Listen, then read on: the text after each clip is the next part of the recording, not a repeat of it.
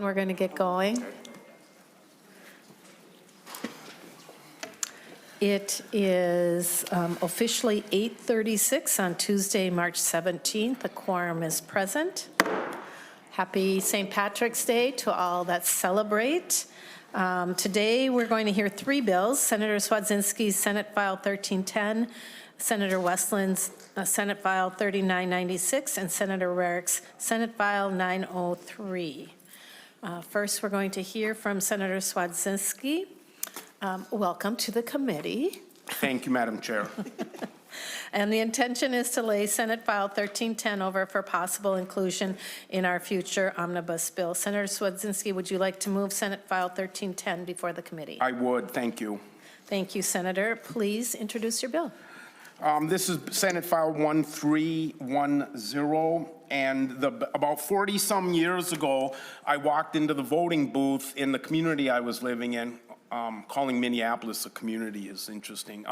The city I was living in, and I noticed on the ballot, beneath all the races, at the bottom, it said, by voting yes on this ballot question, you are voting for a property tax increase. And something didn't hit me right, didn't pass the smell test. And what I mean by that is, it seemed like it was a bias by the people that were not necessarily in favor of the ballot passing. And by saying on the ballot, by voting yes on this ballot question, you are voting for a property tax increase, to me it insulted the voter who did all their homework ahead of time, like all voters should do, and did their homework and found out, yes, of course, if I vote yes, it will increase my taxes, but if I vote no, it'll increase class sizes. It might lead to teacher layoffs. Kids might not get new textbooks. Special ed teachers might not be able to, workload might increase. So ever since then, every couple years, I walk into the voting booth in whatever city I'm living in, and I see that same language. If you vote yes, your taxes will go up. And it just doesn't sit with me.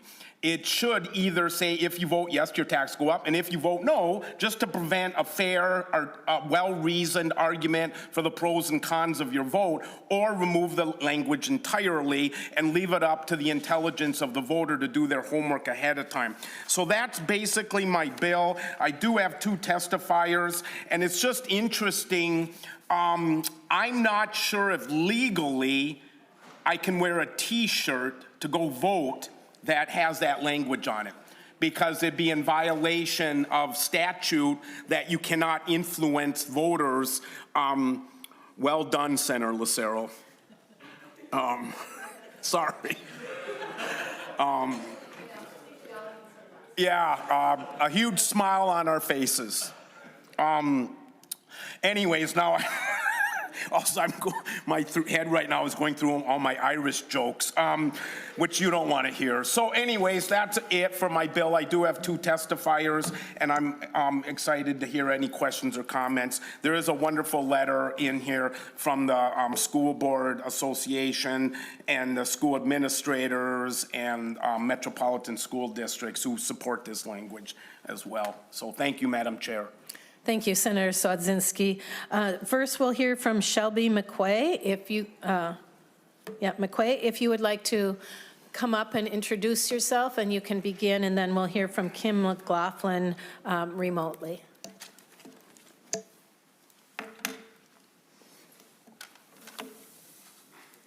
Good morning, Madam Chair and members of the committee. I have just some prepared remarks, and then I'll be happy to answer any questions. My name is Shelby McQuay. I am a senior municipal advisor and managing director at Ehlers & Associates. We're a public finance firm based out of Minneapolis, and we serve over 70% of the Minnesota school districts in some capacity.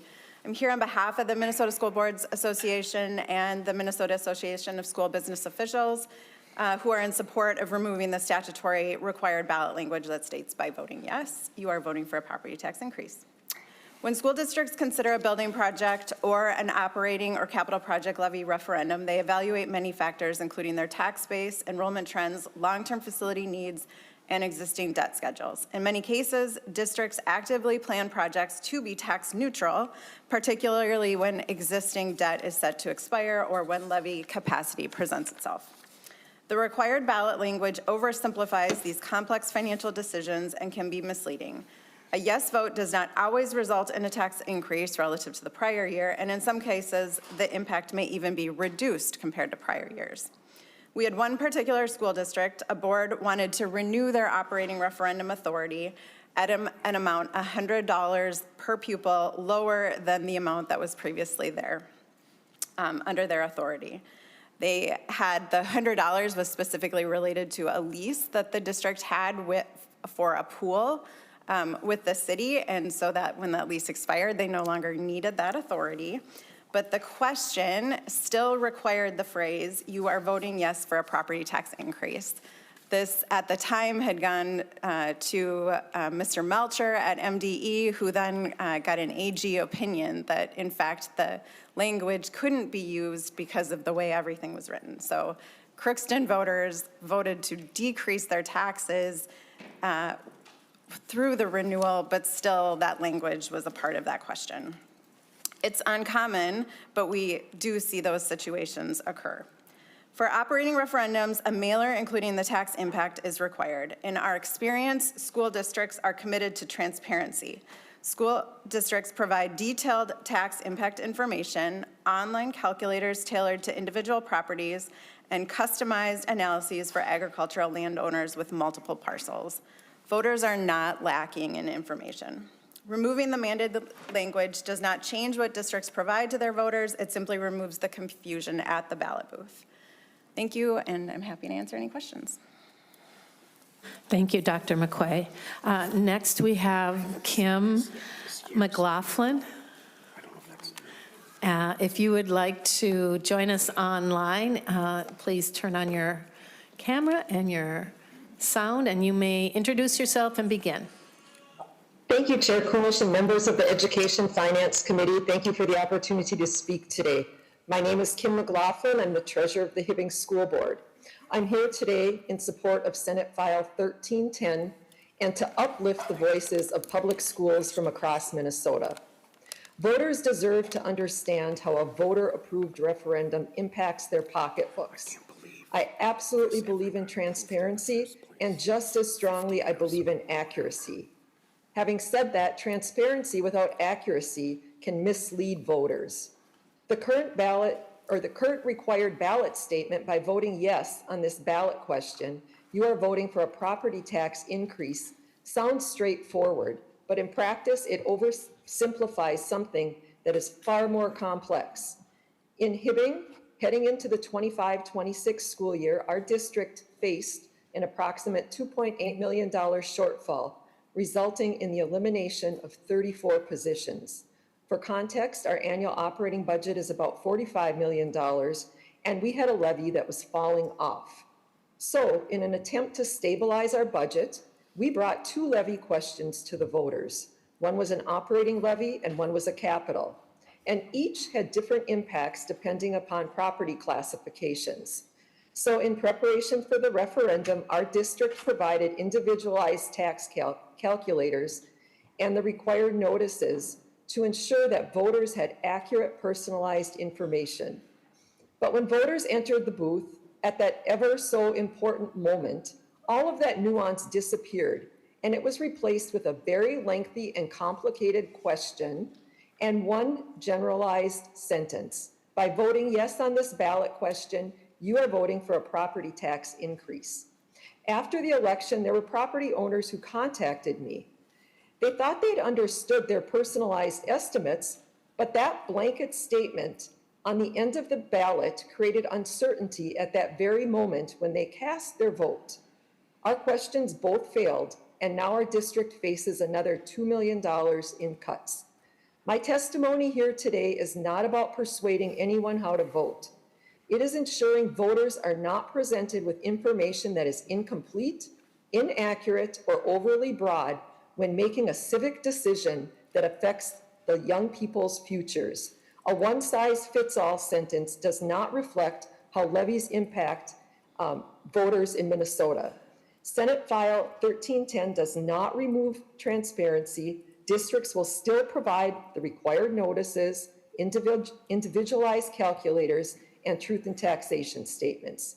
What this bill does remove is a sentence that can unintentionally mischaracterize real tax impacts for voters. So as a school board member, my responsibility is to steward public trust, to ensure voters have information that is complete, clear, and accurate. Long-term, I believe the bigger solution is fixing our K-12 funding system so districts don't have to rely on repeated local referendums just to maintain services. But until that work is done, we owe Minnesotans ballots that reflect accurate information. Senate File 1310 moves us in that direction. So today, I thank you for your time and your commitment to Minnesota's public school students and communities. Thank you. Thank you, Ms. McLaughlin. Members, any questions or comments on this bill? Senator Holstrom. Thank you, Chair.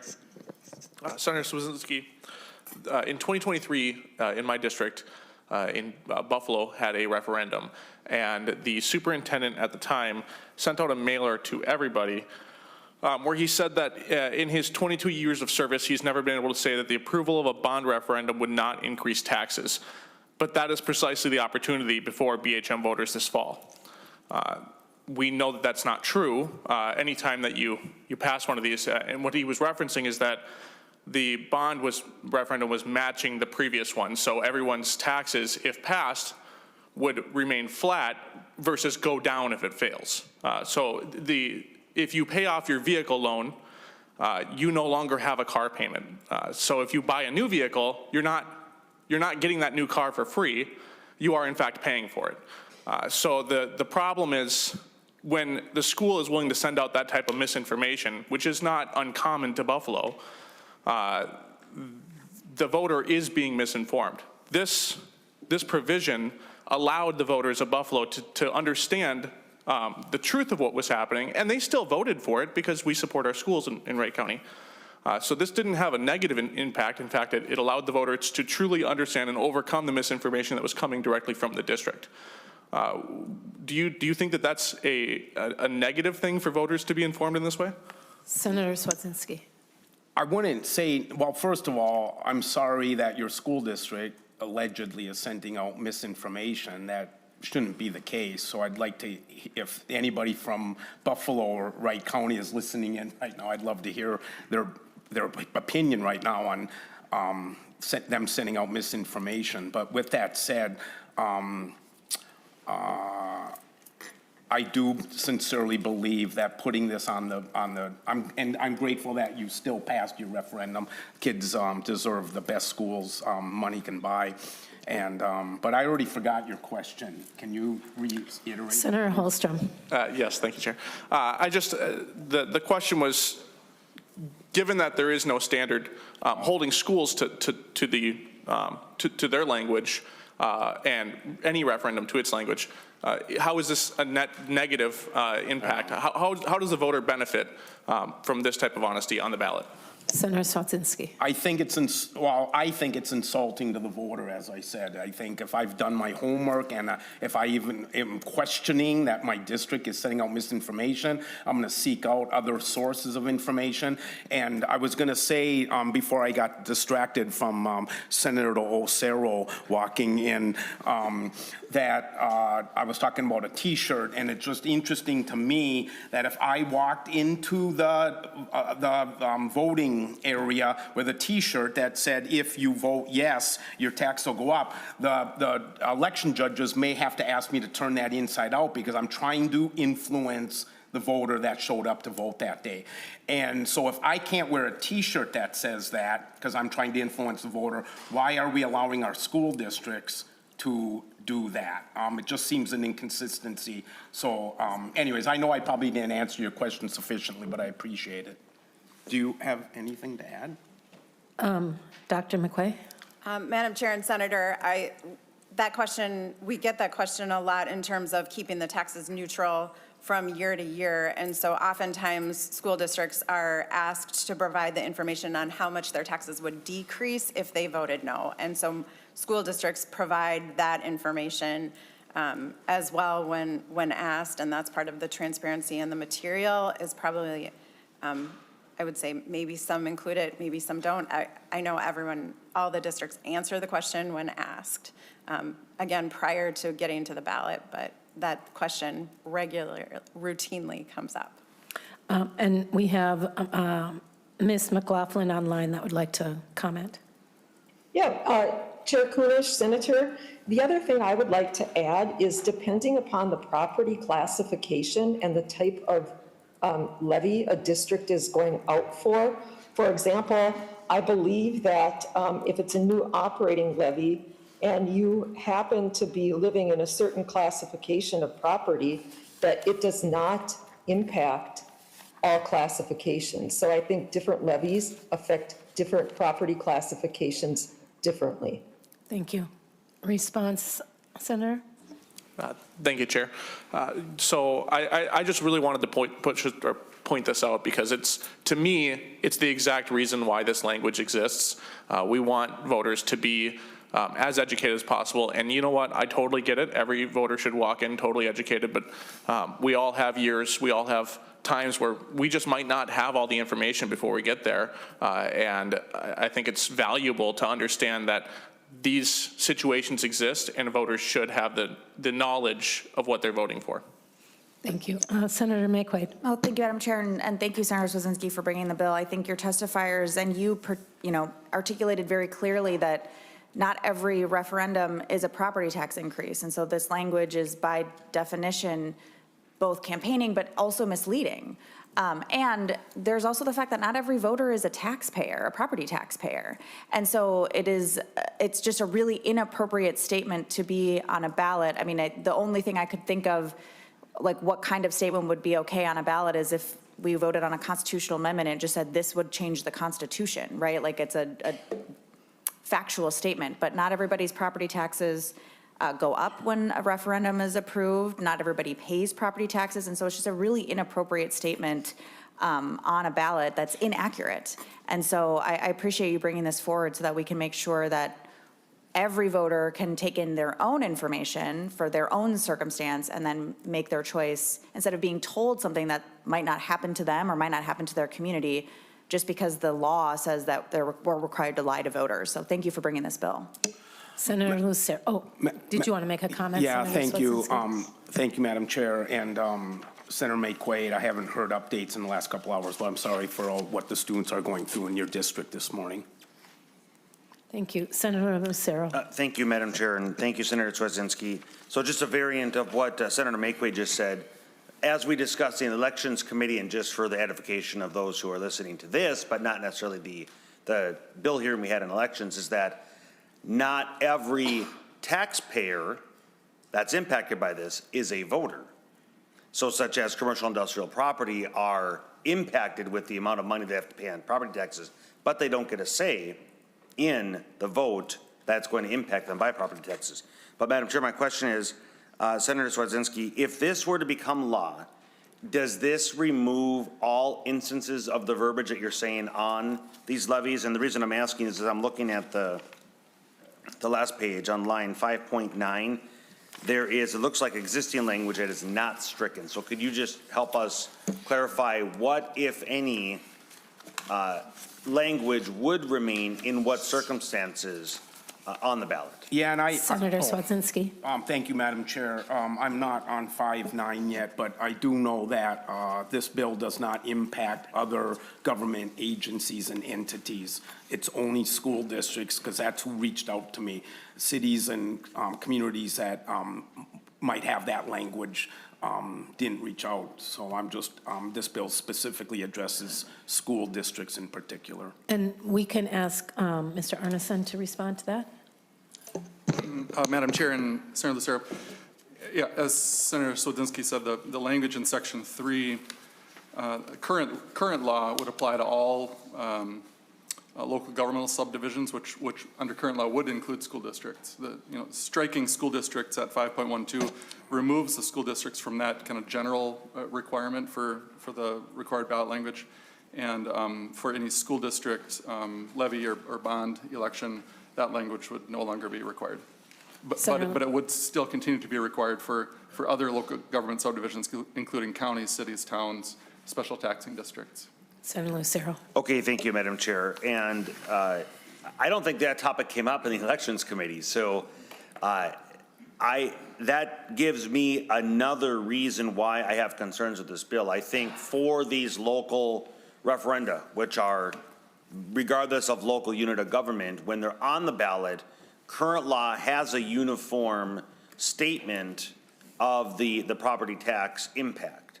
And so what this bill would do is remove it for one of those local units of government, but leave it, it creates a discord between units of government. So while I'm receptive to the conversation we had in elections, and it doesn't necessarily, I think it takes the average household and the average taxable value of a house, and there could be a wide delta between a particular voter that's voting and the average house and its potential impact in the district, creating a misimpression of what the impact might be to a vote. I think that rather than just striking it, as this bill does, I think there would be an opportunity to maybe further clarify and leave it for all units of government, maybe changing the verbiage or something like that, but not creating this discord. So just throwing that out there, Madam Chair and Senator Cwodzinski. Thank you, Senator Lucero. Senator Cwodzinski. Thank you, Madam Chair, and thank you, Senator Lucero, for that. If St. Michael, Albertville, the city, reaches out to you, and wants this language stricken, I'll co-author the bill. Thank you. Senator Rarick. Thank you, Madam Chair. Senator Cwodzinski, you had made the comment that you would want the question on the ballot to be fair, to be able to talk about teachers that might be laid off or repairs that were unable to be made. Is that language not permitted to be on the question that goes out to the ballot? Senator Cwodzinski. I'm going to look to SCRFA for answering this question. Mr. Arneson. Madam Chair and Senator Rarick, if you look at 2.4 of the bill, paragraph C provides that the ballot must provide a general, and this is specific to capital project levy referenda, for example, which is, as members know, different from an operating referendum. But for the capital project levy projects, paragraph C at 2.4 provides that the ballot must provide a general description of the proposed project, state the estimated cost, the status of the review and comment from the commissioner, and then state the tax rate. The ballots that I've seen for the capital project levy referenda often are not very specific. You know, they often read something like for general capital and technology improvements or something like this, even though the district might have a more specific idea. But the ballots often are more general in nature. The ballot for the operating referendum must contain some additional information, and that's indicated at beginning at say 3.6 of the bill. It for the operating referendum, it states the maximum amount of revenue. It states the term of the authorization, the inflation adjustment, if applicable. Compare the proposed levy to the existing expiring levy authority, if applicable. But the nature of the operating referenda is not that the revenue is dedicated for any particular purpose. So it's kind of less applicable for those kinds of levies as far as like what the district might use that additional general education revenue for. Follow up. Thank you, Madam Chair. And I guess I would be much more open if there is a need to clarify that information like that could be on the ballot. I guess I don't see why that wouldn't be able to be there, and it's the school districts that are putting this language together that they could include that information. The part we're talking about, you know, where we're exempting school districts rather than any other entity, that was passed back in 1991. And I think the fact that it wasn't just for school districts, it was for counties, cities, all entities. They were looking at it from the viewpoint back then that we are, in fact, raising people's taxes, and because people who might be opposed to it are trying to use that as some of their argument as to why you shouldn't pass it. They're not involved and don't get to help write the question that's actually on the ballot. So I think that's the reason this language was put into state statute, to make sure that both sides were covered.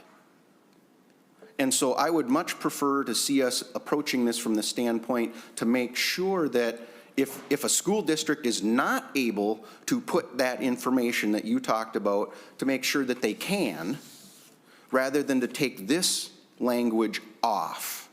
Because I think it's, the testimony here from Ms. McQuay was very misleading. She wanted us to believe that if it's, your taxes stay neutral, this language isn't appropriate. But as Senator Holmstrom said, if it doesn't pass, your taxes go down because there is no levy anymore. So this language is very much appropriate in cases where one is expiring and we're just renewing it at the exact same level. So as this is written, I can't support it, but I would be happy to, if there is a need, to put something in place so that a school district could put language in, like you spoke about, Senator Cwodzinski, about the impacts this would have on the school. I would be much more in favor of that. Thank you, Madam Chair. Thank you. And Senator Cwodzinski. Yeah, thank you for that, Senator Rarick. Can Ms. McQuay address something? Absolutely. Thank you, Madam Chair. Madam Chair, and just in response to Mr. Arneson's comments on what's included in here, the capital project levy does give a little bit more flexibility in what the language can speak to, but the restrictions on the operating referendum and how that's written, at least from the perspective of the election attorneys that are writing this, is very narrowly written in terms of how the ballot can be worded. And there's no allowance in the language here on page 3 for an operating referendum to include how the money is going to be used. There, if you can kind of think of your ballot language, there's the question and then there's a title underneath it that generally says something like operating referendum revenue or operating referendum increase. And that's the only flexibility that a school district has in identifying what that money will be used for when it gets on the ballot.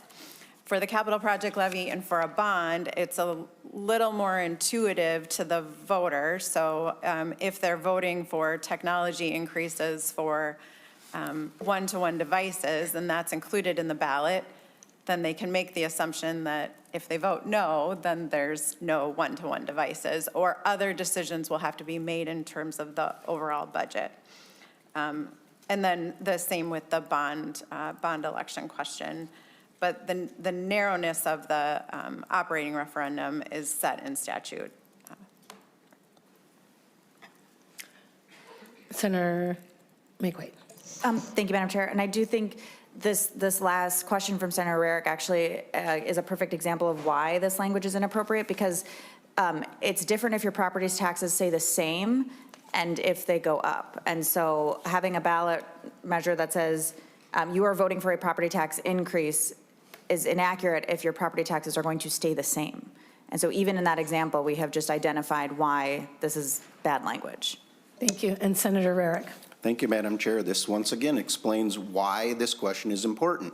Because if this does not pass, your taxes go down, which is what's before the voters. Just because they stay the same year to year, it's a tax increase, because they would have, if you did nothing, your taxes would go down. It wouldn't be, that payment wouldn't be there anymore, just as Senator Holmstrom gave the example with your vehicle or a home or anything else that you're making payments on. When you come to the end of the payment, you now owe zero. And if you do something that you're buying a new vehicle, go buy a new home, or you take out a second mortgage, you now have increased your payment from zero to that amount. So that's why this language in those cases is appropriate.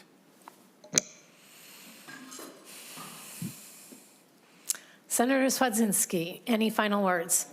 Oh, I'm sorry. Go ahead, Senator Farnsworth. Thank you, Madam Chair. Transparency matters, and I don't really have a question, but if the language that's currently in statute isn't accurate, I mean, maybe we could change it to be more accurate. So if it's a continuing referendum, we could say by voting against this, you'll decrease your property taxes, if that would be the accurate statement. Or for a new referendum, you could say by voting for this, you will increase your property taxes. I mean, if we really wanted to be accurate, we could do that. But no amount of mental gymnastics here is going to get us away from the fact that this is, and I want you to understand, I voted in favor of the referendum in Hibbing, so before anybody wonders that, I did vote yes, to increase my property taxes, but it failed on a 2-to-1 margin. But this is, however we want to try and spin it, this is a property tax increase. And the question that we should be asking is, why are these referendums failing? And I was in the community and people were talking to me about this referendum, and the things that they were telling me is life is too expensive. Our property taxes are already going up. Our gas tax has gone up. Car registration fees has gone up. Our energy costs are going up. And so specific to Hibbing, this referendum didn't fail because somebody walked into a voting booth and saw some confusing language. People were determined before they went into the voting booth to vote against these referendums because their life is already more expensive. What we should really be talking about is, why are our schools struggling? And we can look at rural schools, and just one example, transportation funding. Every single one of my school districts in Senate District 7 loses money on transportation funding. So maybe we should look at, how do we equalize that? When Minneapolis and St. Paul make money on transportation, but the St. Louis County School District or the Hibbing School District loses money. I don't want any districts to lose money, but we shouldn't also have districts that are making money. And that's just one example. We could look at the over 60 mandates that we put on our schools. So Hibbing has to cut another $2 million. Well, how much of that is a result of the mandates? And rather than trying to trick the voters into voting for a referendum by removing some transparency, maybe we need to really look at the real problem that we have. And the real problem is right here. The real problem is the fact that the legislature thinks that they're the school board for the whole state and should mandate everything for every school district. And that's a problem, and that's why our schools are struggling. Thank you, Madam Chair. That's an interesting theory, Senator. Go ahead. A theory that was proven by about 30 testifiers at the beginning of session last year that begged us to get rid of all the mandates. Senator Cwodzinski, any final words? Thank you, colleagues. It's been edifying and delightful to listen. I appreciate both my testifiers, and it just seems to me, and I appreciate my colleagues on the other side of the aisle, but just seems like the right thing to do. I can't imagine a world where when you walk into the voting booth, under Trump's name, it says all these things that are going to happen if you vote for Trump, and if under Harris's name, it says all the things that are going to happen if Harris gets elected. I just can't imagine a world where that could happen or would happen, or it's almost dystopian in nature. And so to have this one language on our ballots just seems so bizarre to me. But anyways, with all that said, thank you, Madam Chair. Thank you, colleagues, for everything. Thank you, Senator Cwodzinski, and thank you to our testifiers. And with that, we will, let's see, here we go. Senate File 1310 is laid over for possible inclusion of future omnibus bill. Thank you. Next, we're going to hear Senate File 3996. Senator Westlin, welcome. Good morning. The intention of Senate File 3996 is to send it to the Committee on Judiciary and Public Safety. And Senator Westlin, would you like to move Senate File 3996 before the committee? I would, Madam Chair. I do have a DE amendment. I wonder if we should take that first. Okay. I would like to move. The A2 amendment. If you would move that A2 amendment and introduce it, please. Thank you, Madam Chair. I would like to move the A2 amendment to get the bill into the shape that I would like it to be in. This amendment has been the result of conversations with various stakeholders. All right. Any questions, members? Seeing none, all those in favor of adopting the A2 amendment, please say aye. Aye. Any opposed? Seeing none, the amendment is adopted. And Senator Westlin, to your bill. Thank you, Madam Chair. It is an unfortunate reality that we are hearing this particular bill today on a morning where ISD 196 has received multiple threats, causing their schools to be closed today. This is a bipartisan bill, both in the other body and in the Senate, that would empower our school districts to find evidence-based solutions using best practices that work for their district, and to create school safety policies in conjunction with the school safety center that is currently housed in the Department of Public Safety. This bill has 4 sections. The first section, the crisis management policy, is related to policies that we have updated recently to include cardiac emergency response plans. We would be adding to this a model school safety policy under the new section 128.036 on lines 120 to 122. Discusses that to the extent practical, a school board or charter school must integrate the school safety policy with the crisis management policy addressed by section 1. The second section, subdivisions 1 and 2, directs the school safety center, again, which is part of DPS, to develop a model policy that can then be used by school boards for their school safety policies required under this new section of law. The center will also determine what constitutes evidence-based and review policies submitted by local school boards to see if they meet that requirement. The bill requires the center to report to the legislature and the public which schools have adopted an evidence-based school safety policy. Subdivision 3 is the requirement that school boards and charter schools must adopt evidence-based policies to prevent human-caused safety incidents and must submit these to the School Safety Center by May 1st of 2028 with approval from the center that the policy is evidence-based. This also provides for mental health employees to facilitate this new work for the center. Section 3 establishes the School Safety Advisory Council. This council includes students, young survivors of school or community violence, parents, mental health professionals, the School Safety Center, and law enforcement. The Advisory Council is charged with advising the School Safety Center on needs of students and school officials, but also new innovative opportunities that come from each person's unique perspective on school safety. Section 4 of the bill identifies the need for appropriations. It is currently a blank appropriation. I don't believe we've received a fiscal note on this particular bill. And I would like to thank all of the stakeholders who have worked on this particular policy.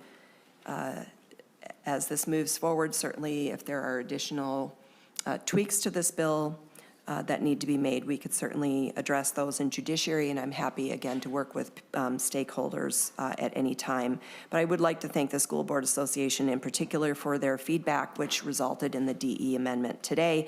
And as always, I'd like to thank staff for assisting in getting this bill in the shape that we have it in. I do have several testifiers, Madam Chair, and would like to ask that we move on to testimony at this time. Thank you so much, Senator. At this time, would Aurora Vasquez, Senior Vice President of State Policy from Sandy Hook Promise, join us, and Alexandria Fitzsimmons, Senior Policy Director, Children's Defense Fund of Minnesota.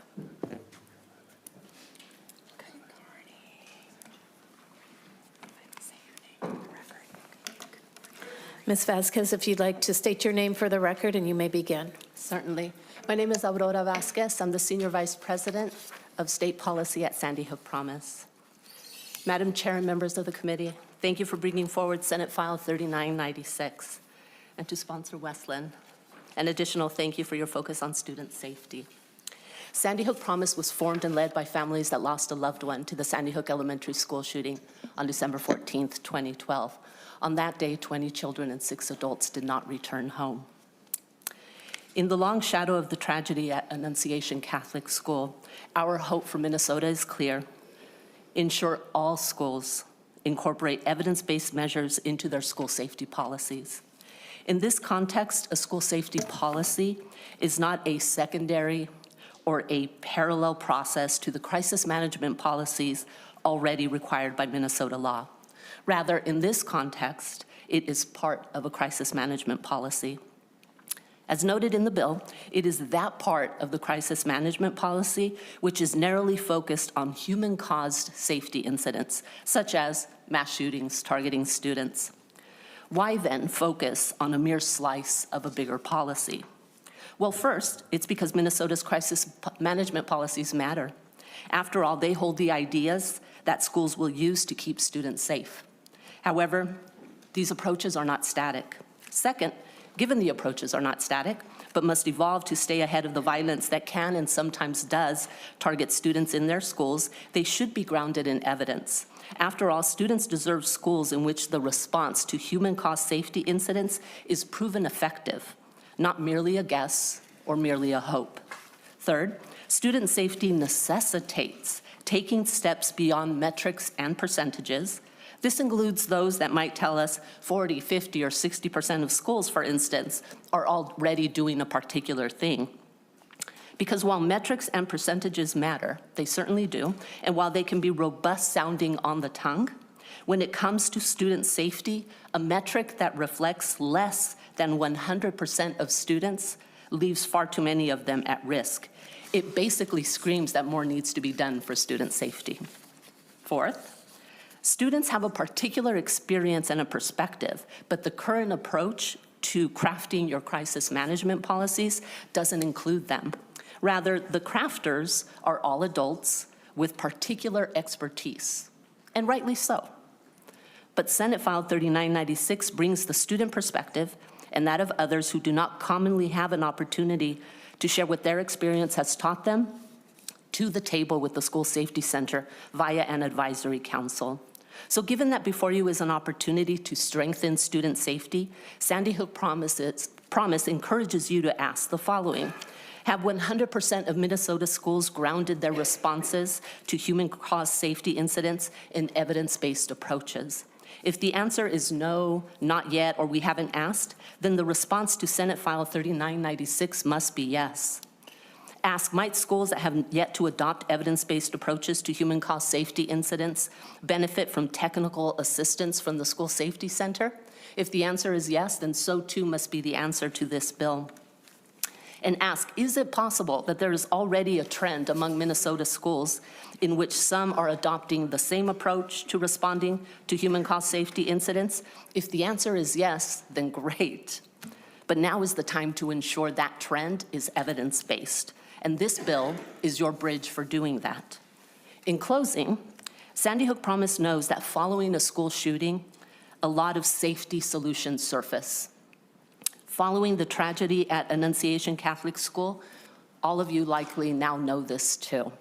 But what if those solutions lack evidence proving they will work? Codifying the expectation that safety responses to human-caused safety incidents be grounded in evidence points the needle firmly toward immediate and long-term safety. Senate File 3996 is your tool for ensuring Minnesota schools' response to human-caused safety incidents, such as school shootings, evolve responsibly, timely, and with their roots firmly grounded in evidence. Sandy Hook Promise urges you to advance this bill. Thank you for your time. Thank you so much, Ms. Vasquez, for sharing that with us.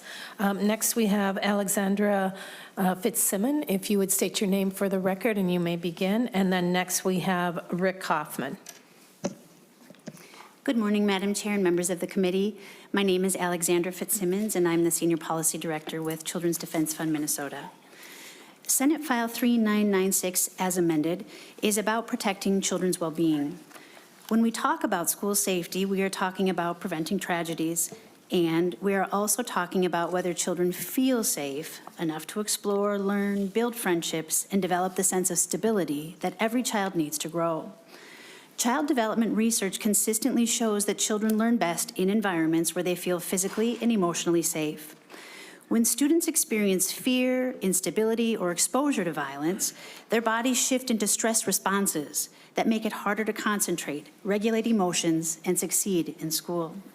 Chronic exposure to violence, something we know as toxic stress, or the threat of violence, can increase anxiety, depression, and long-term health challenges. But the research also shows something hopeful.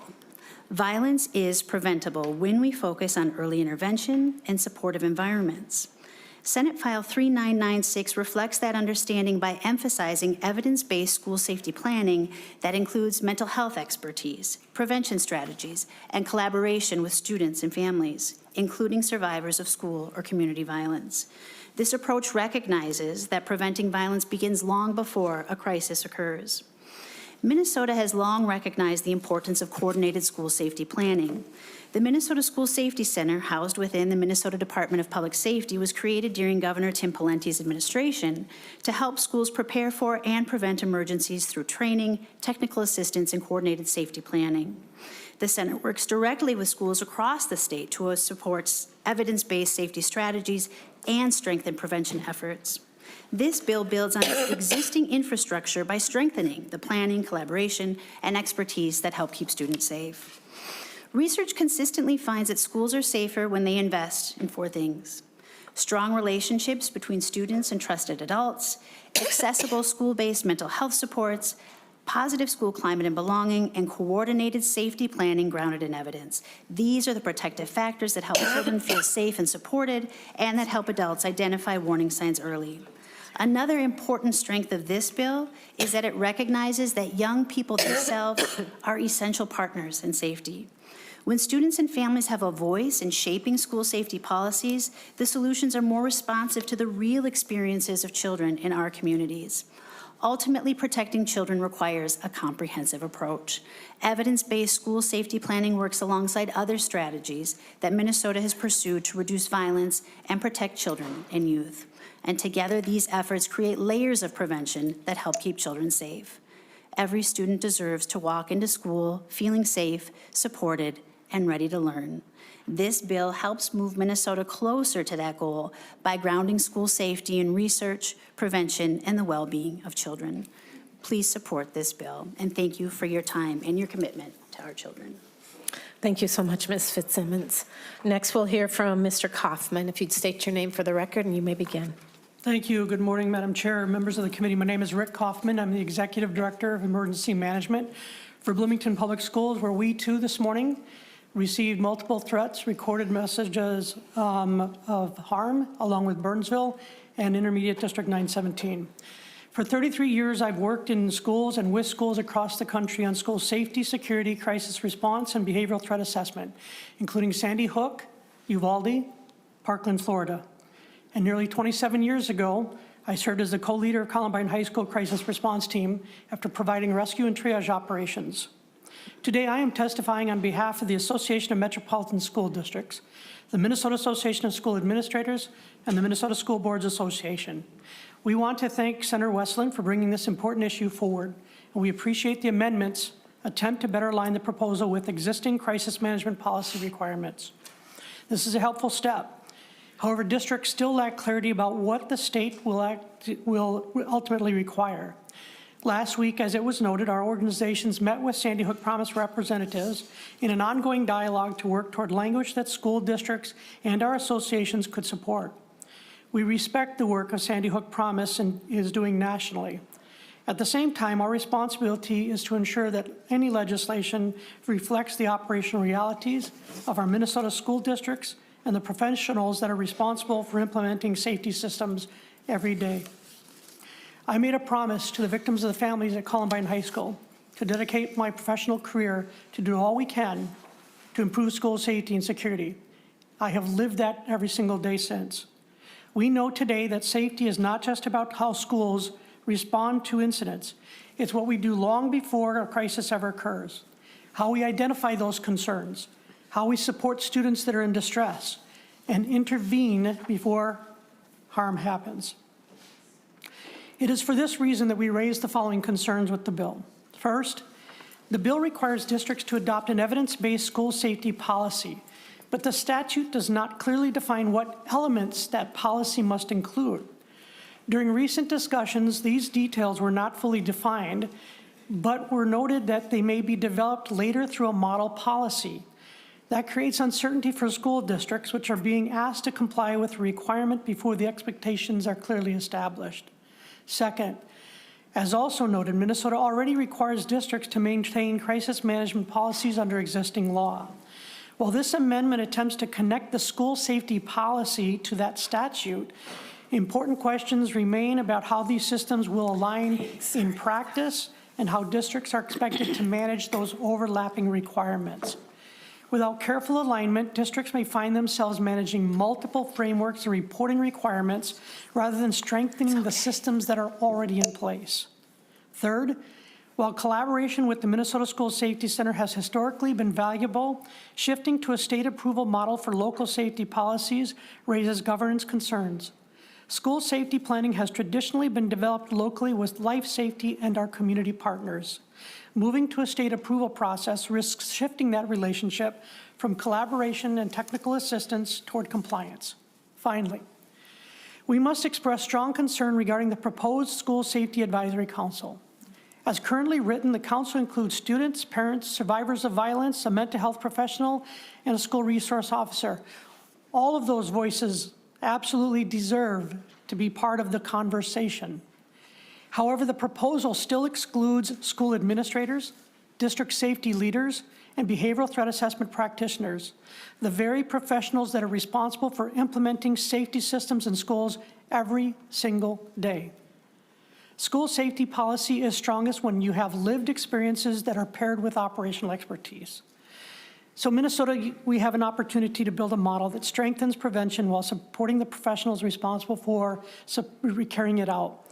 With clear expectations, alignment with existing law, and implementation expertise at the table, we believe this legislation can truly strengthen the safety systems that protect Minnesota's students in school. I thank you for your continued commitment to student safety, and I'm happy to take any questions as well. Thank you. Thank you so much, Mr. Kaufman. Members, any questions or comments? Senator Rarick.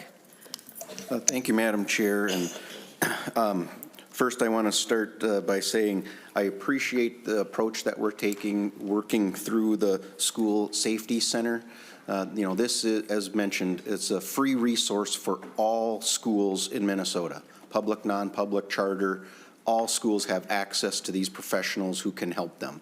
And so I really appreciate that approach that we're, and I believe that that group could be built upon and invest in so that we'd have more than just 8 people working in that office. We could stand to have more there to help our schools. So as this moves forward, I sure hope we take into account the concerns brought up by Mr. Kaufman on who will be on this task force. And one thought as it came out as he was talking, we've seen this before where we've talked about we're going to put something in place and we'll figure out the details as we go. I would suggest possibly something like an implementation date of 1 year after all the frameworks and parameters have been established are in place, rather than having a date that we must comply while we're working on the details. So appreciate the approach, and I hope we continue to work on these things. The one question I do have that I'm not sure if it would be for Senator Westlin or for our staff is on line 1.20, where we have the words, "to the extent practical." And how are our school boards supposed to interpret that? I mean, is that saying that for certain ones, we're not going to be able to make this, but how are they supposed to interpret that? Is that going to allow them to not have to turn in a plan if they have determined themselves it wasn't practical to get there? Or So how will that be interpreted? Senator Westlin? I'll do my best to answer that. I guess I'm not entirely certain, but just reading the language, I mean, the school district may, I don't know the answer to that question, Senator. There may be a situation where maybe there isn't as detailed a crisis management policy, or there's some reason for it to be separate. I guess I don't know the answer to why that particular language was included. Excuse me, Mr. Arneson, comment? Madam Chair and members, one reason for that language might be the fact that the proposed school safety policy process is, has certain timelines, stakeholder involvement, approval processes, other kind of key elements that are just fundamentally different than what's currently required for crisis management policies.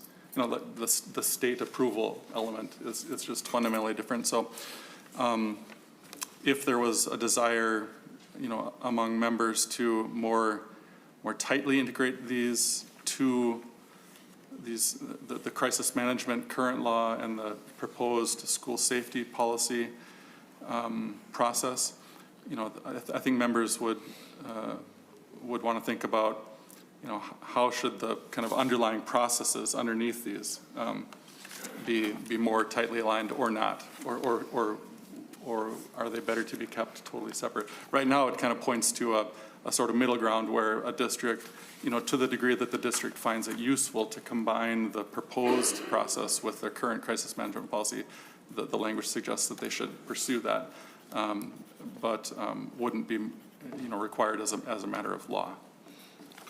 Senator Rarick. Thank you, Madam Chair, and thank you for that. I do think that is one other piece as this moves forward, just to kind of work on so that a school board wouldn't be looking at this where they, it is saying they must integrate the school safety policy under this plan, but we might have a board that's looking at it, that language to the extent possible, kind of like, well, we can't get there, we're not going to make it, but then all of a sudden somebody else comes in and says, no, you still need to, that's just that little piece for some of that clarification, especially for our smallest school districts. Thank you.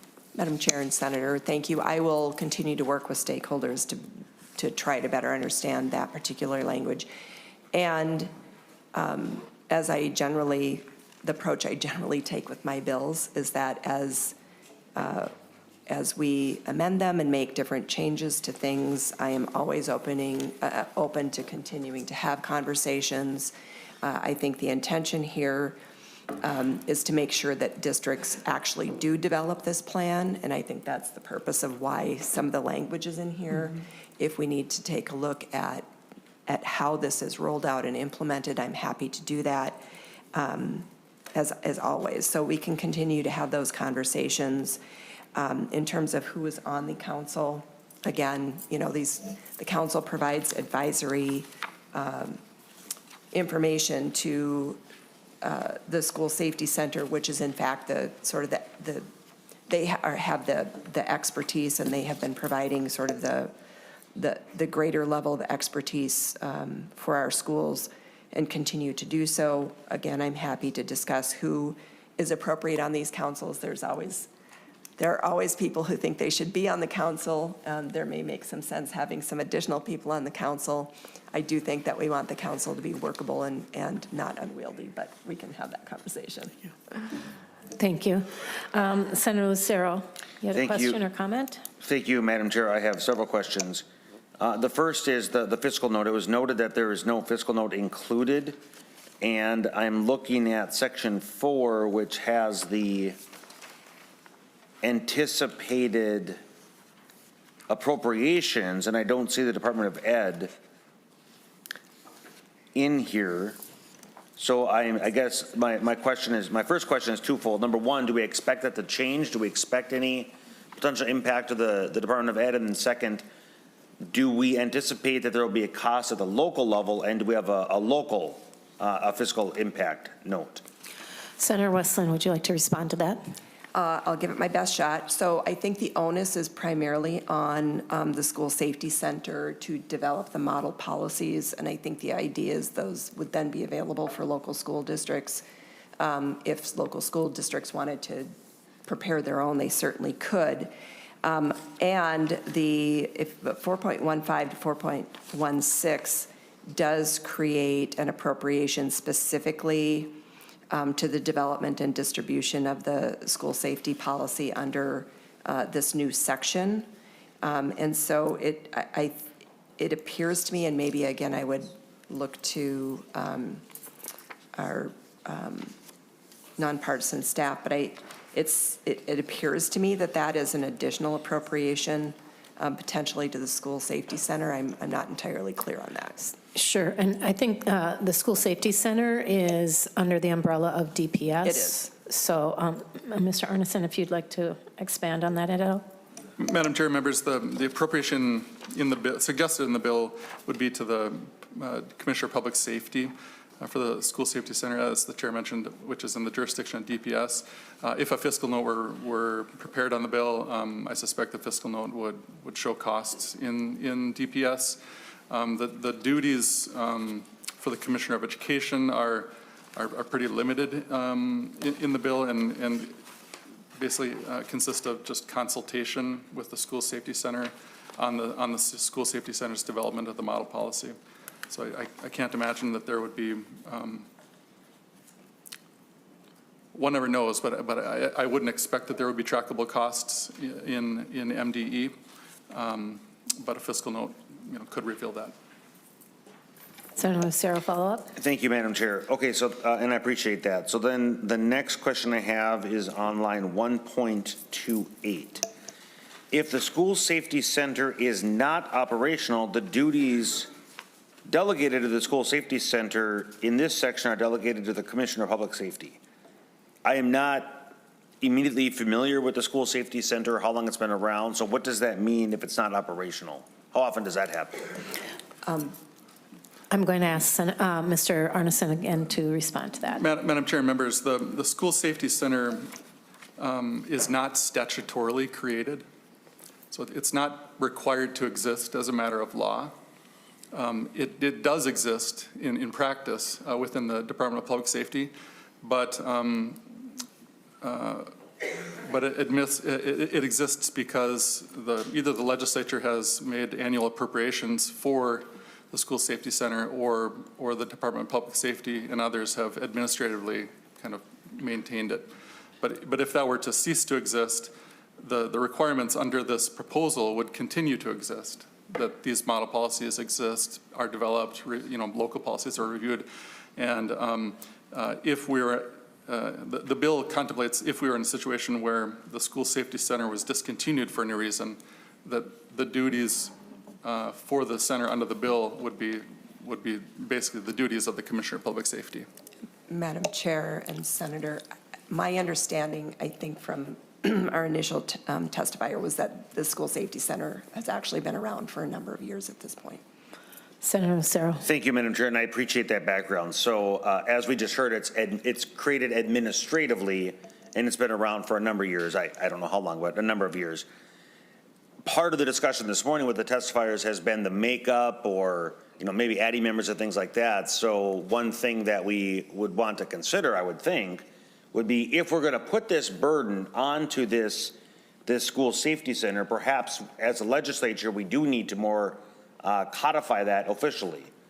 And because if it is administratively created, then it could be administratively disbanded. And so again, if we're going to put burdens on a body that exists, I think it would be a worthwhile discussion to think about a more formal existence. The next question I would have is on line 2.3, where it says, if the School Safety Center does not approve the board submitted policy as an evidence-based policy, the school board may appeal the decision in the form and manner determined by the School Safety Center. The School Safety Center must make the final decision on the appeal. So here we have an appeals, so the School Safety Center has to establish an appeals process, and then they have to review and accept or reject any proposals. And if they reject, the school board has the ability to appeal, but it's going to be appealing via a process created by the very board that rejected. And then the very board that rejected has the final say. I just see avenues of potential conflicts of interest in that entire process. So just throwing that out there for consideration as this goes forward. And then the last thing that I saw was on line 3.4, it says, and this is in regards to the notice, must be written in plain language and be available to all parents.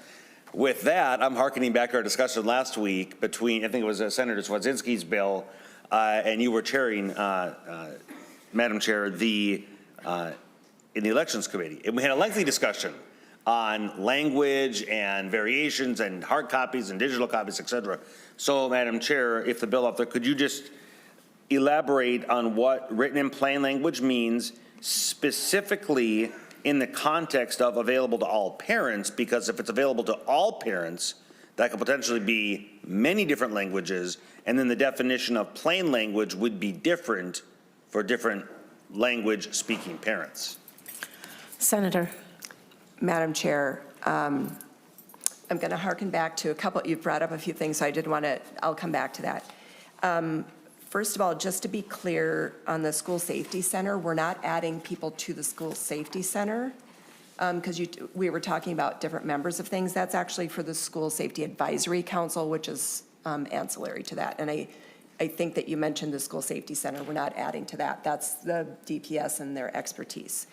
On this particular issue, there is not a provision in here to provide this in multiple languages. I don't know if that's a standard practice across agencies, and I can ask about that. I believe there may be statutory definitions of what plain language involves, but my understanding of the term plain language is that we're not going to throw a bunch of legally difficult language in here. It should be an outline, a notice to say, here is what has been submitted. It's going to provide what the purpose of what the safety policy is. It's going to indicate whether it was approved or not approved. And so, and more importantly, provide the information about the person at the district who's responsible for this so people can follow up with that. So I read plain language in plain language to mean plain language. Follow up? Thank you, Madam Chair. I appreciate that. I just think it needs a little bit more. I'm just throwing out suggestions, a little bit more clarity as the bill moves forward. And then my last question, Madam Chair, could you describe then the difference between the advisory council, or what is the relationship between the advisory council and the school safety center? Yep. Senator Westlin. Madam Chair and Senator, so the school safety center, this Minnesota School Safety Center is a non-regulatory program within Homeland Security and Emergency Management Division of DPS. They are a free resource to K through 12 public, private, and public charter and tribal schools. So that's their role. They are sort of within DPS, and they have been there, I thought I heard since the Palenti administration, to provide specific expert resource for schools. The Safety Advisory Council is going to be ancillary to that, and the Advisory Council is going to consist of the members that have been currently outlined in the bill, and their duties are on 4.8 to 410, and it is to advise the School Safety Center on school safety needs and opportunities, and including they may make some recommendations to existing school safety approaches. So my understanding of how this will function is you've got students, you've got parents, and you've got others, including SROs, on this advisory council who are going to be providing feedback on the needs of maybe their local school districts or school districts. So I think it provides information up as well as information that would be coming down or available, I shouldn't say down, but from the school safety center is issuing information, but this is a way to feed information also to them in terms of how they are contemplating whether plans, their model plans may need to be adjusted and so forth. And just a reminder that there's, this bill has a couple more stops, and those are the sort of things, this is really good conversation and a good way to work out some of the Madam Chair, bumps. and sadly for those of us on judiciary, everything practically has to come to judiciary, so we will continue. We have a couple of judiciary members here, so we will be continuing to have the conversation. Thank you. Senator Cwodzinski. Thank you, Madam Chair. Thank you, Senator Westlin. You know, after every school shooting, it seems like we all of us, we need to do something. And then months, years go by and we didn't do anything. So if this helps, and it won't help, but if this offers some level of comfort to people that have been victims of violence, then thank you for providing something this session for that. Two comments, quick comments about the bill. On line 2.24, a school safety policy must include a description of the school's efforts to create a positive school climate.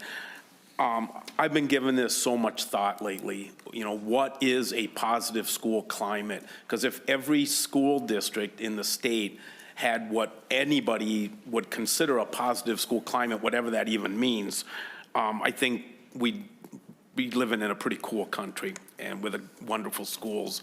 And then my other comment about the bill just kind of bummed me out, but line 3.30, the committee will have 2 persons under the age of 21 who are survivors of school or community violence. I hope someday we have a hard time finding those 2 kids. Anyways, thank you, Madam Chair. Thank you, Senator Westlin. Thank you, Senator Cwodzinski. Senator Holstrom? Thank you, Madam Chair. And your comment made me wonder what is the path for this bill today? This bill will go to judiciary next, and then from there to state government. Okay. Madam Chair. Yep. Thank you, Senator Westlin. I'm going to ask a question about approaching this from the mind of, or the thought of how I imagine my school board members are going to read this bill. They're going to see line 1.2 where it says the school must integrate to the extent practical, and then they're going to flip it over and see line 4.19. I would hope that the appropriation on 4.19 is enough, padded enough that the extent practical doesn't become a financial liability on the schools that they can't currently take on additional financial liability. So I hope we can get enough there to make it practical. So that was my first question, and then on to the testifier's question, was there a reason we didn't want the administration on the council, or we didn't think to put them on, or was it just simple oversight? Senator Westlin. Madam Chair and Senator, I don't know that I would even characterize it as an oversight. I think that whenever we set up these councils, we try to put personnel on there that are going to be helpful in the advisory capacity. The school resource officer may be a person well situated within the school ecosystem to talk about the situation, about the needs of the school district. As I've said, I am more than happy to look at adding additional voices to the council. I think this, again, whenever we set these things up, all of a sudden there are many people who would like to be on the council. It may make sense to have some of the representation that Mr. Kaufman has indicated, and I'm certainly happy to continue to have those conversations. It wasn't an intentional exclusion. It was just, here's the council makeup. Last follow-up here. As I read the bill, I really appreciate the concept. I think that every school wants as much assistance as they can get to create these plans, and any help that they can get from the state is necessary. But I want to echo what Senator Rarick had said. The extent practical is really tough language. I'd hope that before this hits the Senate floor, we can make that more clear so that schools know what their expectation will be going in. Thank you. Thank you, Senator. Any last, well, I think I just want to make a comment before we go. I really appreciate the fact that this is very student-based, that there are the voices of the student in this group. These are the individuals that we are seeking to keep safe and to protect. And oftentimes, adults think they know best for these children. And we know that gun violence is the leading killer of our students, our children in the United States. I think the statistic is every day 12 children. I was just looking that up. Each day, 12 children die from gun violence in America. Another 32 are shot or injured. And then another fact is that oftentimes there are signs, or the individual, the shooter, puts out signs or indications that something is going to happen, and that oftentimes are other students and family members.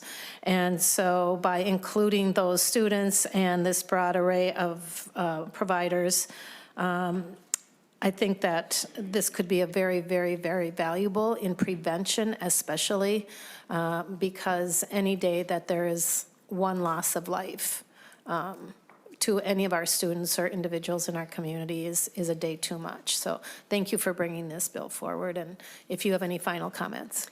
Thank you, Madam Chair and members. Again, just very briefly, I will say, you know, this bill is an example of how we do work in a strong bipartisan way on issues that I think we all feel deeply about and care about. This has bipartisan support in the other body and here. Unfortunately, the bill is full. Otherwise, I'd invite anybody else who wanted to be on it to be on the bill.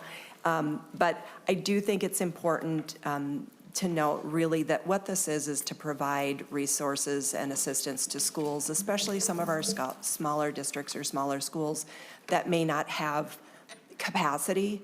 We have the School Safety Center who is going to be working collaboratively with schools. They will develop model policies that I think then each school district could take and use and maybe tailor to the needs of their own district. But I do know that these are issues that districts struggle with, and to be able to provide them with a resource that will be helpful to them in order to keep our schools safe for our kids is an important thing. So I appreciate the committee's consideration, and I do hope I look forward to a yes vote so that we can further the discussion in judiciary. I'll note we almost have quorum for judiciary here today. All right. Thank you, Senator. And with that, Senator Westlin renews her motion that Senate File 3996, as amended, be recommended to pass and be referred to the Committee on Judiciary and Public Safety. All in favor, please say aye. Aye. Any opposed? All right. This bill has been moved to the Committee on Judiciary and Public Safety. Next, we are going to hear Senate File 903, Senator Rarick. And the intention is to lay Senate File 903 over for possible inclusion in a future omnibus bill. When you are ready, Senator, if you would like to move Senate File 903 before the committee. Thank you, Madam Chair. Yes, I'd like to move Senate File 903, and then we also have an A1 amendment that deals with, being this was submitted last year, it's just changing some dates and updating some numbers for current situation. So I would like to move the A1 amendment as well. Okay. Members? Any questions? Seeing none, all in favor of adopting the A1 amendment, please say aye. Aye.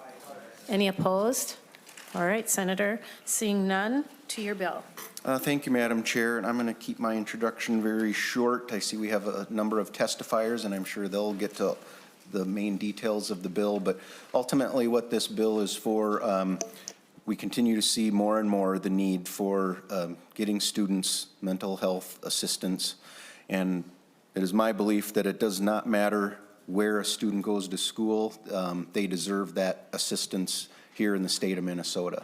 And currently, if you're in a non-public school in grades 7 through 12, the state helps cover some of those costs, but not if you're in K through 6.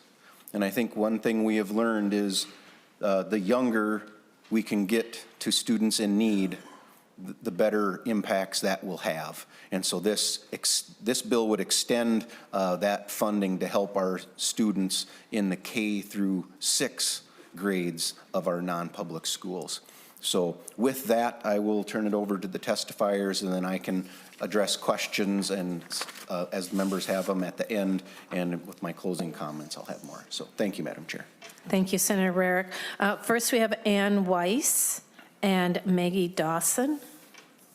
If you would like to join us, and just looking at the time, after they have done their testimony, we'll have Dan Alstrom and Mike Benz, then Jane Schutte, Dr. Jules Nolan, Jacqueline Lowen, and then Caitlin Snyder, in that order. So, Ms. Weiss, if you'd like to state your name for the record, and you may begin. Good morning, Chair Kunish and members of the committee. My name is Ann Weiss. I'm a former teacher and am the current executive director of the Minnesota Association of Independent Schools, also known as MAISE. I am here today in support of Senate File 903, and I'd like to begin by thanking Senator Rarick for bringing this file forward. We also deeply appreciate the bipartisan support for this bill, including Representative Clardy as chief author of the House Companion Bill, House File 984. It is very encouraging to see support for legislation that strengthens student well-being and success. MAISE represents independent schools across Minnesota that serve thousands of students and families. We support Senate File 903 because it recognizes that student success depends not only on academics, but also on emotional well-being, access to support, and early intervention. Early intervention matters because it works. When students receive support early, whether for anxiety, stress, behavior, friendships, challenges, or other barriers to learning, we are better able to address concerns before they grow into larger academic, social, or mental health issues. Strong counseling services and social emotional support programming helps students build self-awareness, resilience, healthy relationships, and problem-solving skills that directly contribute to success in schools and in life. These services are also a vital part of school safety. School safety is not only about physical security, it is also about prevention, connection, and making sure students are known and supported. Counseling services and early intervention help schools identify concerns sooner, reduce isolation, and connect students with trusted adults before situations can escalate. In that sense, mental health support is one of the strongest forms of school safety we can provide. Thank you for your consideration, and MAISE respectfully urges your support for Senate File 903. Thank you very much, Ms. Weiss. And then Ms. Dawson, if you'd like to state your name for the record, and you may begin. Good morning, Madam Chair and members of the committee. Thank you for this opportunity to speak today. My name is Maggie Dawson, and I serve as the proud principal of St. Vincent de Paul Catholic School in Brooklyn Park. We are part of the Osseo School District. I am here today in support of Senate File 903. With over 20 years in education, I've seen firsthand how closely emotional well-being and learning are connected. Our youngest students walk through the doors each day carrying all kinds of experiences. Some come in full of energy and ready to learn, but others are carrying worries that are far too heavy for their small shoulders. On any given day in our small school, 6 to 8 students are already receiving regular counseling support. That's about 30 students a week. And beyond that, we see another 2 or 3 students that will come into the office seeking to speak to someone, because in that moment, something may feel too big for them to handle on their own. These real numbers represent real moments where support can change the course of a child's day or even their school experience. All of our kids need this bill. They need someone who is trained to help them through these big feelings and learn social stories or self-regulation strategies. Just recently, we had a young student who was having a very difficult time adjusting to school after some changes at home. What looked like behavior challenges at first were really signs that the student needed someone to talk to and help them work through these big feelings. With the right support, the student was able to build confidence, reconnect with classmates, and get back to focusing on learning. As a principal, I know that the needs of non-public school students are no different from those needs in other schools. In our elementary classrooms, we regularly support students who are navigating anxiety, friendship challenges, family changes, and other big emotions. And right now, much of that support falls on classroom teachers and administrators who do care deeply, but they also have many other responsibilities and many other roles in the school. Additional counseling support through this funding would allow us to bring in trained professionals who can work with students individually or in small groups and help them build those social and emotional skills that they need to succeed in school. Again, for schools like mine, this funding wouldn't replace what we're already doing and overextending ourselves to in the classroom, but it would allow us to respond earlier, provide more consistent support, and ensure that our youngest students have someone trained to help them when they need it the most. Supporting the emotional well-being of our youngest learners is one of the most important investments we can make. For that reason, I respectfully ask for your support of Senate File 903. In my role as a school leader, I don't see public versus non-public students. I just see children who are struggling.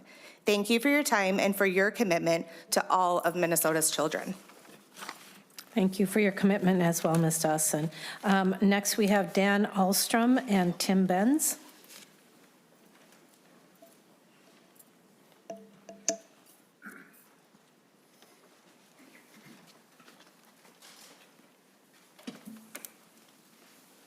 Mr. Ahlstrom, if you'd like to introduce yourself for the record, and you may begin.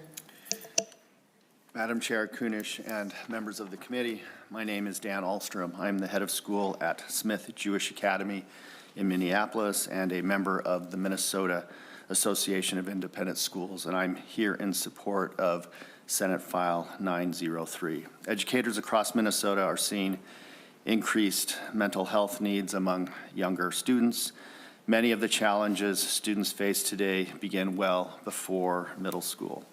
Minnesota already provides counseling support for non-public students in grades 7 through 12. Senate File 903 simply extends those services to students in kindergarten through 6th grade.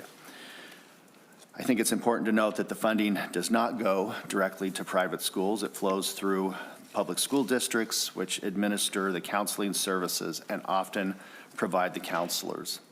From an educational standpoint, early intervention is one of the most effective ways to support student well-being and long-term success. This bill represents a modest step that helps ensure Minnesota students receive support when they need it most. Thank you for your time. Thank you for sharing that with us. Mr. Ahlstrom. Oh, that was Mr. Ahlstrom. Mr. Benz, you're next. Morning, Madam Chair. Members of the committee, my name is Tim Benz, and I am president of Independent, the largest statewide organization representing non-public schools in Minnesota. We have 188 member schools, and they educate more than 41,000 students. I'm here to testify in support of Senate File 903, which expands counseling service to students in grades K through 6. Thank you to Senator Rarick for authoring this important legislation. Beginning in 1975, Minnesota's legislature chose to provide certain services to students regardless of educational setting. Minnesota Statute 123B.40 states so that every school pupil in the state will share equitably in education benefits. The statute embraces the concept that certain essential services are for the common good of all students in Minnesota. Other states also provide the similar type of services to their students. While some schools may provide limited options for their youngest learners, a vast majority of non-public students do not have these resources. The expansion of these services would provide needed counseling services and supports to more than 44,000 students in grades K through 6 in non-public schools. As you've heard today regarding the issues, challenges facing students today, and we realize these are not limited to one sector or student type. I look back at the history of this proposed legislation. The first hearing took place in this committee on March 4th, 2020. We all know what was looming on the horizon for our society and particularly for our students and families. Minnesota has 5 decades of providing essential services to non-public students and families. There are strong checks and balances to ensure program integrity. These programs are administered, controlled, and managed by the local public school district, as Mr. Ahlstrom stated, and the services are provided by licensed counselors, many times employees of the local public school district. Strong guardrails are in place to ensure equal treatment, no more, no less. To close, following the catastrophic events at Annunciation Catholic School on August 27th, nearly 75% of the students at Annunciation Catholic School do not have access to a licensed counselor in their school to aid in their recovery. This legislation would fill and close that vital gap. Students are students. I encourage members of this committee to support Senate File 903 and invest in our youngest learners. Thank you. Thank you so much, Mr. Benz. Next, we'll hear from Jay Schutte and Dr. Jules Nolan.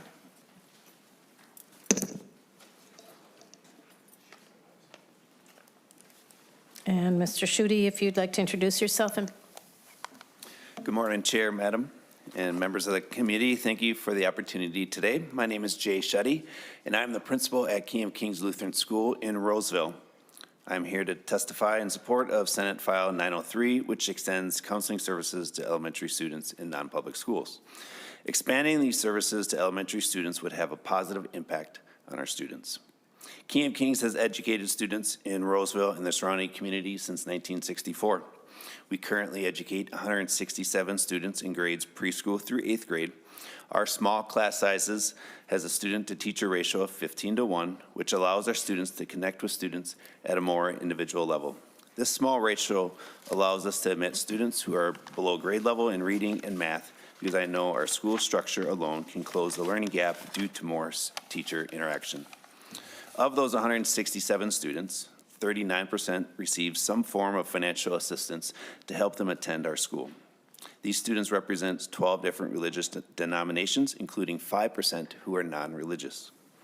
36% of our student bodies are students of color with cultural backgrounds from 16 countries around the world.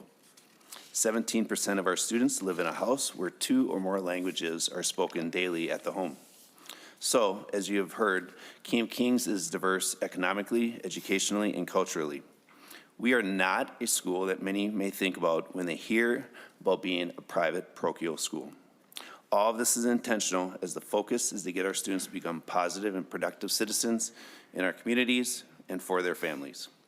Currently, students in our 7th and 8th grade have access to counseling service 1 hour every other week. Our students benefit greatly from these services through small group and individual counseling. However, 75% of our students do not receive this access to counseling services, and this bill will help them greatly. In the past 2 years, we have seen over 40% of our students in grades K to 6 have experienced some form of high-level stress in their personal and school lives, and these are the only ones that I'm aware of. We've had multiple students experience parents' death, adoptions, divorce, traumatic personal events. These are just some non-typical events that our students are experiencing on top of the stressors that we would consider typical regarding friends, grades, and other pre-adolescent developments. All of these contribute to higher anxiety levels, poor mental health, and lower self-esteem. 3 weeks ago, a 5th grade girl started to have a level of anxiety that her teacher and parents have never seen before. The level that she was facing created being physical to trying to fight her way from coming to school. All she could say was, "I don't know why I feel like this. I'm scared." For 3 weeks, multiple teachers and her parents tried to find answers, and nothing came from it. Her mom comes to school every day to eat lunch with her just to help her survive the whole day without a phone call crying or a visit to my office to relax. 2 classrooms in our office are being affected. Today is the beginning of week 4 for her, and I do not know what to expect when I return to school. Teachers are reporting that they are experiencing more students crying and more students who are struggling with mental health, which leads to behavior issues.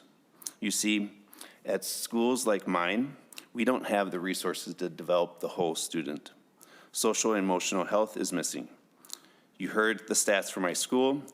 These children are coming to school not ready to learn. These emotional and behaviors fall on our teachers. It falls on me as the lone administrator, and it falls on the fellow classmates. Having counseling for students at all age levels is only going to help improve our current mental health epidemic that everyone is seeing in our children. Additionally, it will also help reduce the stress of our teachers, which will help them stay in the profession longer. We need our teachers to stay teaching, and we need all students to enjoy coming to school to learn. As we have all seen in the last several years, any disruption to a student's educational journey can be devastating and increase the risk of falling behind. I hope you pass Senate File 903 and provide critical services to our youngest learners. Early intervention is the best investment for our communities, no matter what school they attend. Thank you. Thank you, Mr. Shetty. And next we have Dr. Nolan. If you'd like to introduce yourself for the record, and you may begin. Thank you, Madam Chairperson and members of the committee. My name is Dr. Jules Nolan. I'm a licensed psychologist and former president of the Minnesota State Association of School Psychologists, and I come here today in support of this bill. We serve in my company, Phoenix School Counseling, we serve more than 20,000 kids in the state of Minnesota through our work as school counselors and other mental health professionals in non-public schools, about 60 schools, and we've done this for about 40 years. Students today face a very different reality than they did when this legislation was first enacted about 5 decades ago. For example, right now, 1 in 4 children in any school room in the state faces significant enough mental and behavioral health symptoms that they would qualify for a diagnosis. Yet, most of those kids get no intervention. And of those kids that do get intervention, they get only what they receive at school. That means that K through 6 kids in non-public schools are getting no intervention at all, largely. Research consistently shows that when we use early intervention for kids, every dollar that is invested in prevention yields $11 in benefit. In other words, we don't have to spend $11 in intensive intervention later if we invest in children when they are young.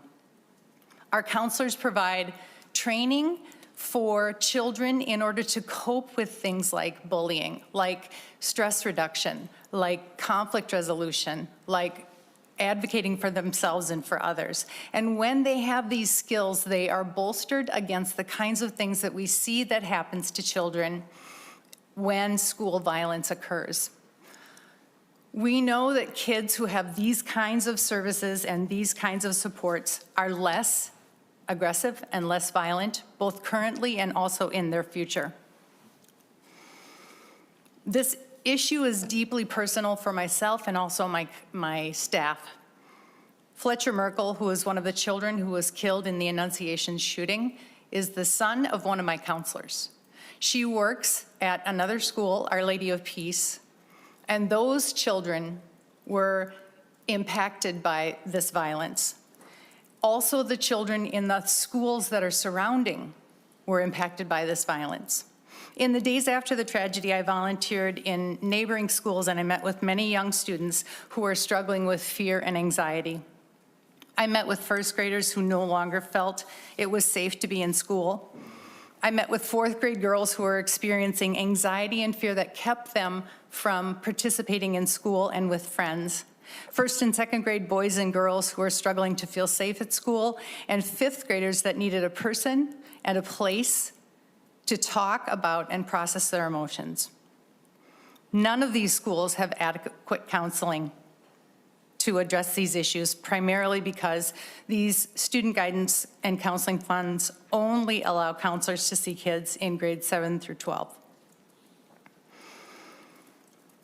Counseling in the earliest grades provides the skills students need to meet the kinds of emotional challenges that are faced by students today, which are much different than those faced when this legislation was first created.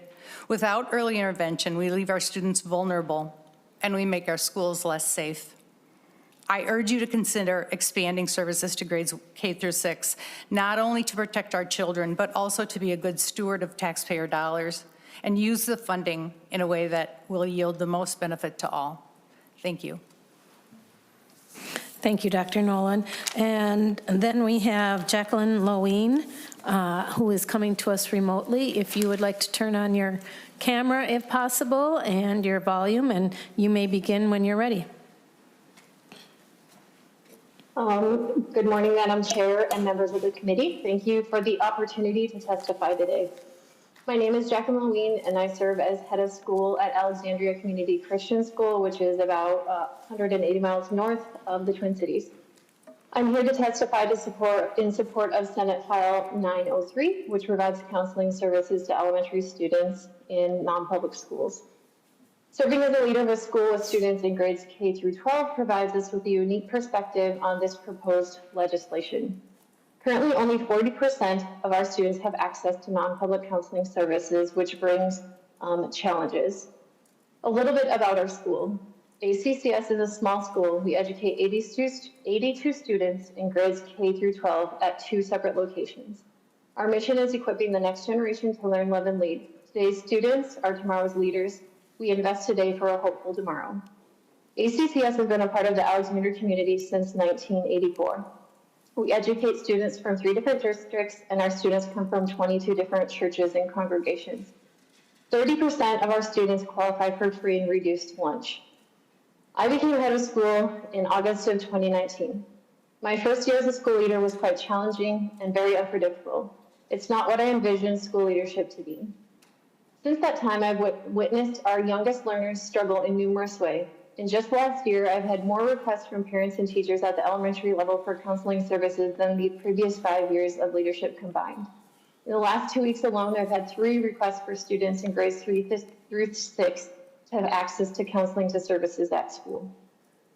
Technology, gaming, family units being assembled and reassembled in short periods of time, decrease in healthy relationships, whether that's detached or distracted adults outside of school, and less time outdoors and being bored are all obstacles kids face at greater degrees than in previous generations.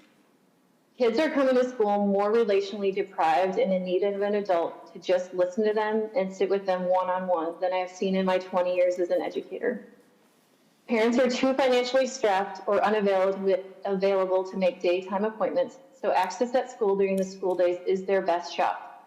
In addition, waiting lists are long, and parents often give up quickly if there are multiple barriers to access. Reaching students in these younger grades will likely lead them to entering their later years of learning healthier, more confident, and academically prepared.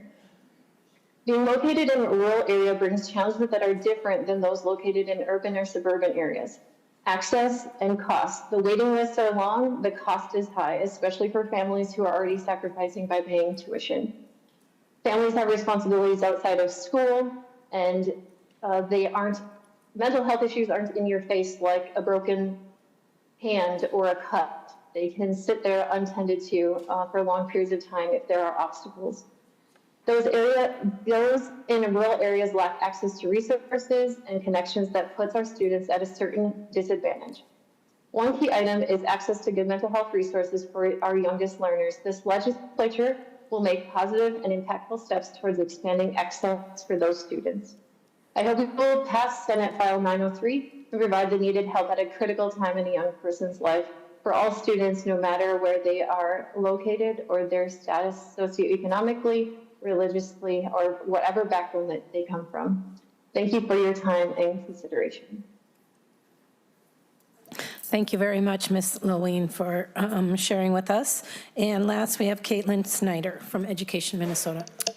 Madam Chair and members, my name is Caitlin Snyder, representing Education Minnesota. We have 84,000 members across the state. We have significant concerns with the bill in front of us, both from a policy and finance perspective, but in interest of time and the committee's jurisdiction, I'm going to keep my comments focused on the fiscal aspects of the bill. As several people have mentioned, this statute dates from 1975. I really appreciate the handout from Mr. Arneson that talks about how our students in non-public schools are receiving $376 a year to support their secondary pupil guidance and counseling services. This number has grown 11% biennia over biennia. It was $350 in fiscal year 25. It was $330 in fiscal year 23.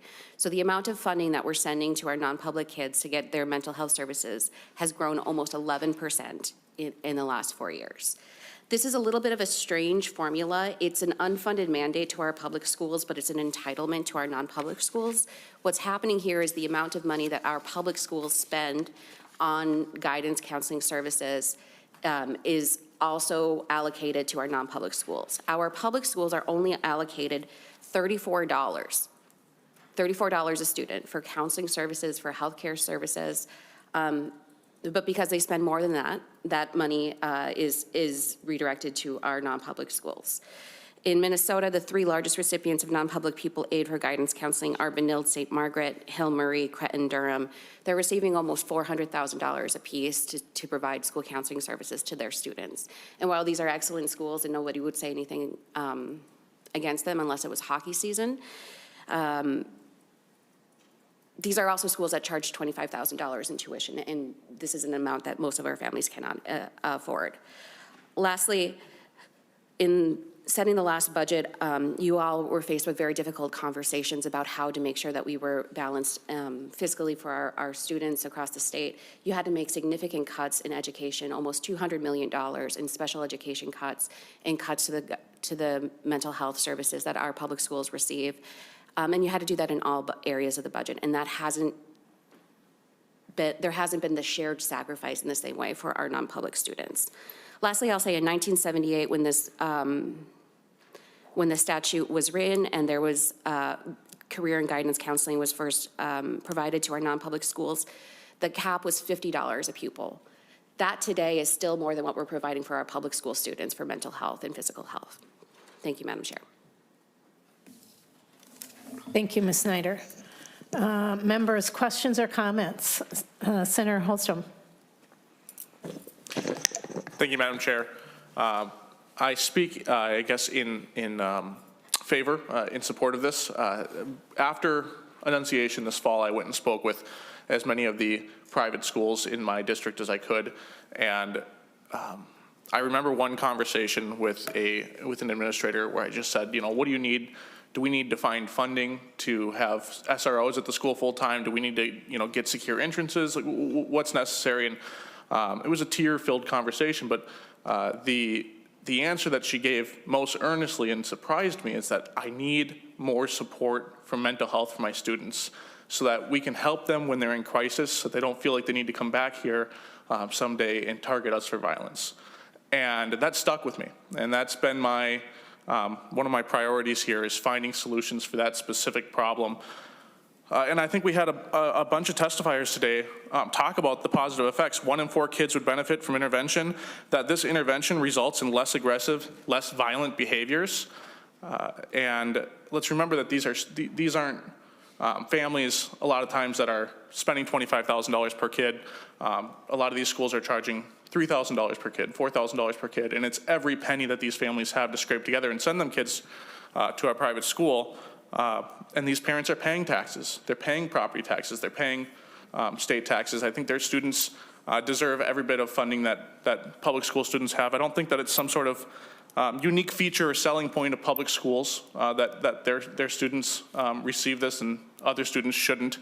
And I'm frankly, I'm disturbed. I'm disgusted by the fact that Education Minnesota would get up here and testify against this for those reasons. That makes no sense to me. The disregard and the inhumanity involved in those statements really will stick with me for a long time.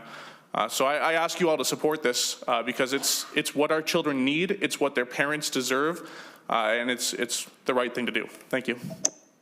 Senator Lucero. Thank you, Madam Chair. I'm just wondering if Ed Minnesota could come back up. I wanted to make sure, wanting to repeat something about there were cuts, 200 million, if you could just repeat that statistic to the cuts, when they occurred, et cetera, et cetera.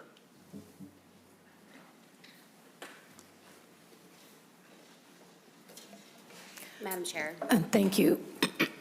Excuse me, thank you, Ms. Snyder, but I do want to keep our comments to the bill, and we can talk about those things at other times, but Well, Ms. Snyder, Madam if you'd Chair. like to, Ms. Snyder, if you'd like to respond. So, Madam Chair, I'd like to respond to your comment there. I assume that the testifier gave a statistic because it was relevant to the bill. So my question following up, seeking clarification, I would assume would also be relevant to the bill. So I'm not sure why your preface to what was your point in prefacing that to my question? I'd like to stick to the bill and stick to our time. So Ms. Snyder, if you'd like to begin. Madam Chair, I don't know that I heard a question. Senator Lucero, would you like to repeat the question? Sure, I would.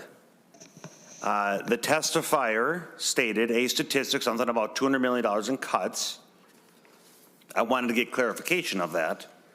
And so, Madam Chair, because the testifier came up and cited that statistic as part of her testimony to the bill before us, and because I'm seeking clarity, my question is 100% germane to the debate at hand here. And so I'm very disturbed with your comments somehow trying to denigrate my question as not relevant or outside of the scope of the bill.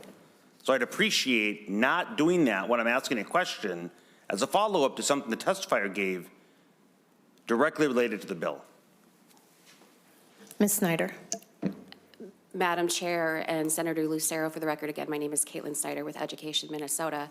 My comments were trying to show the cuts that unfortunately this committee and the rest of the legislature have had to pass on to our public schools due to our fiscal situation in this past biennium. Last year's education budget bill included a cut of $250 million in special education. It included a cut to student support personnel aid. It included a cut to library aid, a number of different programs that go out to our public schools, totaling, I said, $200 million annually. I believe the total cut was over $400 million for the biennium. Senator Lucero, follow-up. Thank you, Madam Chair. Super simple. It's very simple to get clarification. I appreciate that helping me to understand what the previous remarks are. Senator Farnsworth. Thank you, Madam Chair. So I'm just wondering, with those cuts, these counselors are public school employees, I believe. So I'm actually looking at this as the possibility for saving jobs. So for example, say the Alexandria, because we had somebody testify from Alexandria, the Alexandria Public Schools has to make cuts, and maybe they're thinking about, well, do we cut a counselor? But if this aid were to come through, is it possible that they wouldn't have to make that cut, because then they could allocate maybe half of that counselor's time to the public school and half to the private school? So it's sort of an indirect way to keep that school staff still working and not have to get laid off. I'm just wondering if that's a possible assistance to some of our public schools so that they don't have to make as deep of cuts as they seem to have to make. Senator Rarick. Thank you, Madam Chair. And yes, the vast majority of these counselors that are receiving the assistance for the 7 through 12 grades in the non-publics are in fact employees of the public school district within that area. I believe in speaking with some of the folks, there are a couple that would be full-time at those private schools, but the vast majority are part-time at the non-public school because they spend most of their time at the public school. And a number of the small public schools have said this allows them to keep the counselors there, and this expansion would probably help some even smaller schools, or just as you were saying, help them keep counselors when they're considering budget cuts. Thank you. Anyone else? And then Senator Rarick, do you want to just give us an idea of what the fiscal note is on this bill? I have it here somewhere. Or we can ask Mr. Arneson to. The one I just received, it looks for 26 would be just over 2 million, 27 just under 4.5 million. Or is that the? I have to ask. Go ahead. That's the biennium total. Go ahead, Mr. Madam Chair, Arneson. members, the fiscal note that was shared with members is the fiscal note that was prepared last session for the House companion to this bill. Just kind of take that in mind that it's not updated for the most recent February forecast, but my expectation is that if this bill were updated and submitted for a fiscal note, the approximate costs would be in the neighborhood displayed on this fiscal note. So, in the first year, about 2 million. In subsequent years, roughly $2.5 million per year in additional aid amounts. There is some minute costs in the first year of the fiscal note. And just for the information members, if they flip to page 3 of the fiscal note, The top line, if you look to the second half of that page, the row marked row number 1 is the estimated average cost per student for these elementary counseling services. So members will observe that it's, in the neighborhood of $70 to $75 per year would be the estimated approximate public school expenditure on these services. And just a question for you, is that on top of what is already going to non-public schools? Madam Chair, yes. Do we know the per pupil amount currently going to non-public schools? Madam Chair, I included a table on the bill summary. Oh, that's right. If members look in the middle of page 1 of the bill summary, there's a 3-row table. The per pupil, it's essentially a limit on the amount of expenditure. The per pupil limit for secondary guidance and counseling services for fiscal year 2027 is approximately $377 per pupil. Okay. Any other questions or comments? All right, with that, Senator Rarick, any final statement? Thank you, Madam Chair. Appreciate you hearing the bill today. Just simply put, these are services we're looking to provide for our youngest students that I believe, and as was stated by many of our testifiers, these are services that should be provided to our Minnesota children no matter what school setting they're in. And as we know, providing the services for children when they're younger will help prevent issues later on. So appreciate you considering expanding this to help our youngest students. Thank you, Senator Rarick. And with that, Senate File 903, as amended, is laid over for possible inclusion in a future omnibus bill. So members, that concludes our meeting today. Tomorrow we'll have a presentation on compensatory aid, followed by Senator Clark's Senate File 4368, and we'll also hear Senate File 4505. And with that, it is 10:33, and we are adjourned.